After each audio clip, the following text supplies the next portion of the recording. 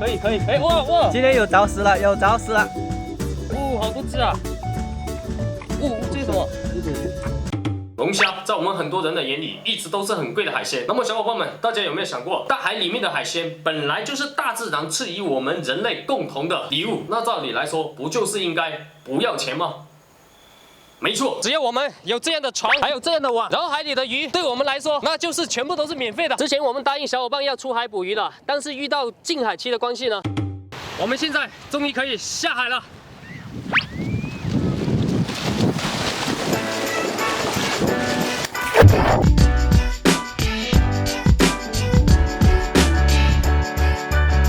想吃免费的海鲜呢，没有办法，只有早起。现在是凌晨的3点半，在这里的渔民呢，一般这个时候他们就会选择出海捞鱼，因为这个时候你一网下去的话，捞到鱼群的几率就会更大一点，也就是说你会抓到更多的鱼。老板说有时候运气好就可以捞个3、4千块钱的海鲜，那有时候运气不好的可能就刚好捞够吃。那我们现在就跟着老板一起下去，看看我们今天的运气怎么样，有没有捞到多一点的海鲜。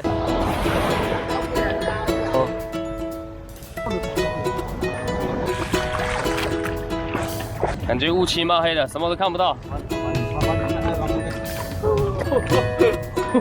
我等一下不知道会不会晕船，这个船真的好晃。去外海捞鱼的，然后我们这种小竹台呢，只能在近海里面捞鱼。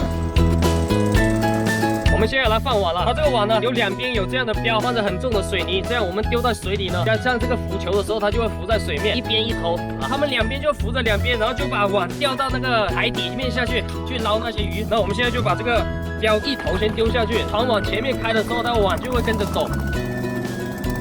另外再放一个标，我们这样子完全是看老板的眼光，然后觉得哪里有鱼就把这些网给放下去，把这个标放好，隔个半个小时我们再过来把它网捞起来，看有多少鱼，就这样子。然后我现在觉得这里实在是太刺激了，这个海浪放到我跟小俊哥现在都晕得不行。快点！小俊哥吐了，我操！他现在生不如死。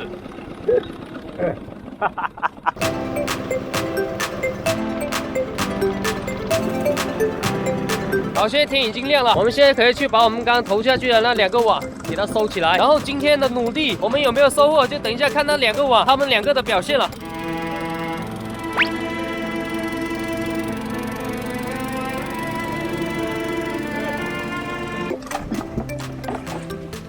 慢嘅。水感够湖景，过去湖景还有冇多少？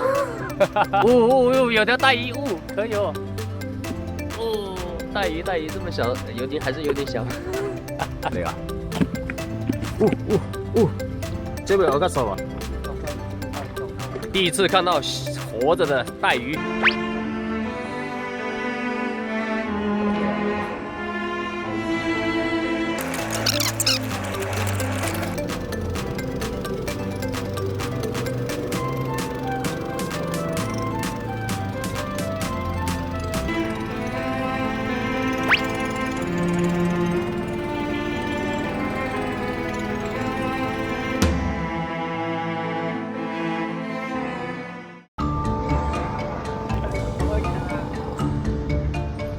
今天忙活了一个早上，就捞了这么一点鱼，有点亏大了。但有时候老板他就会捞得多一点。这个就是我小时候经常吃的那种近海鱼啊，特别是这个带鱼。但是我们这期视频的目的还是要抓到龙虾。叫做咩嘅？叫做魔鬼鱼哦。魔鬼鱼啊。今天早上呢，我们就是用的这种网，就捕那么点鱼。但是抓龙虾的网呢，它另外有点不一样，它这个是直接用这些钩子，你看这样子直接沉到下面啊。老板说了，这一片都是那种有石头的那种区域，然后直接这样子沉下去，盖在那些石头旁边，那个石头边上的就有那些龙虾。这样子盖个1天2天的，那就估计应该有1、2只龙虾或者螃蟹，应该是抓得到的。那老板，你在这里从事捕鱼多少年了而家做咗18年。20多年，你抓到最大的一只龙虾是多重？这大只的弄3斤啊。弄3斤啊？大体就是3、4两，弄3两4咁。那你平时吃龙虾那都不要钱喽？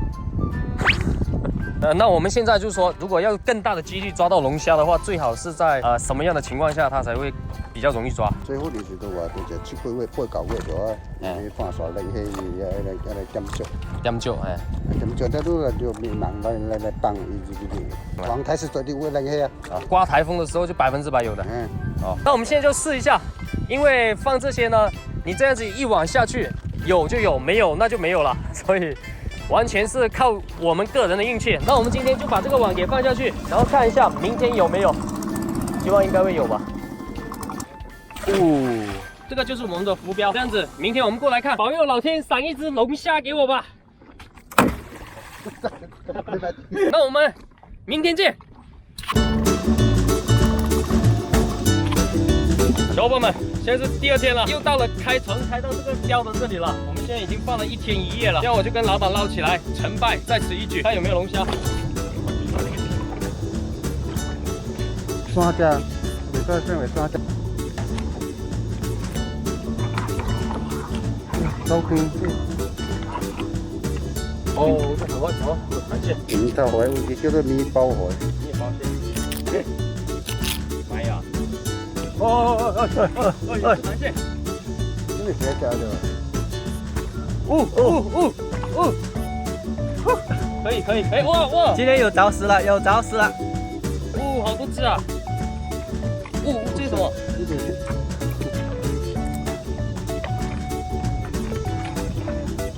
哇，好多螃蟹，陆地捡了嘛？这是什么东西？你看，係咖啡冇汁咗啊！这海咖地毒啊？嗯，这有毒的啊。好多螃蟹哦，这么多。这什么鱼？龍頭菇啊！龍頭魚哦。海膽就是海膽有叫哈。海膽自己海膽冇叫。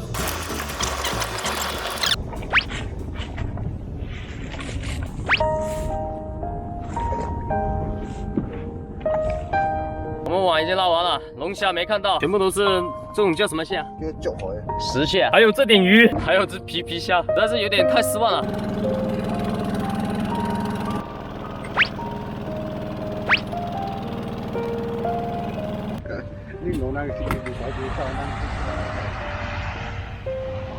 玩了3天，老板都在笑我们，就捞了这点螃蟹跟昨天那点鱼，靓仔的悲伤，连龙虾的影子都没有看到。这么大的海，竟然没有一只属于我的龙虾。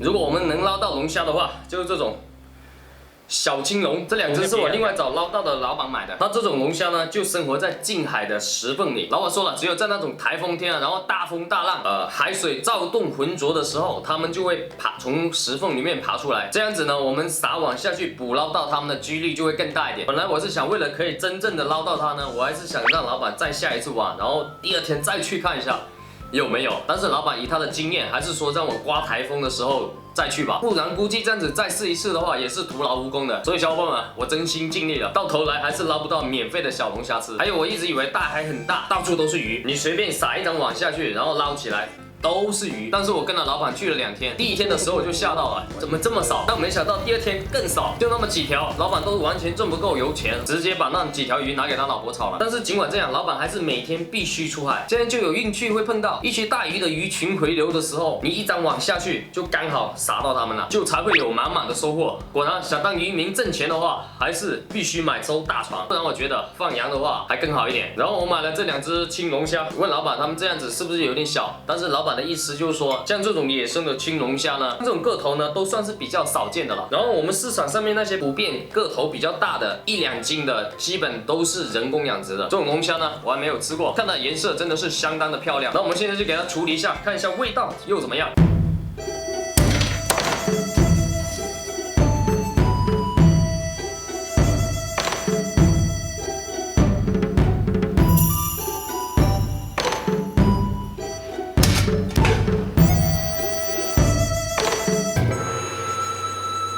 看他这个样子，我发现我认识他了。在我们这边，每次大喜之日摆酒桌的时候，都有他这样一道菜。我不仅吃过，而且还吃过很多次了。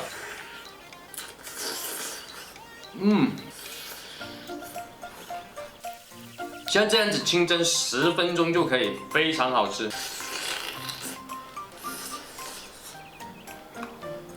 这这种龙虾虽然小，但是它的肉很多很肥。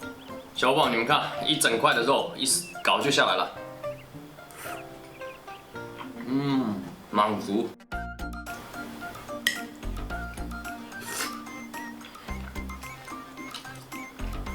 真的超级棒！没试过的小伙伴真的一定要去试一下这种龙虾。还有这期视频一路拍下来呢，有一个比较严肃一点的话题，就是小伙伴们有没有发现，老板捞了很多挺小的鱼和虾，个头都很小。我也问了老板，为什么不把这些小鱼拿去放生，然后等大了再抓它们呢？然后老板说了2个比较现实的原因。第一个就是因为用网捕捞的关系呢，你把它们从网里面拆出来的话，它已经去了半条命了。这样你再把它们放回海里面的话，它们多半是活不了的。又小又漂亮。放它回去吧。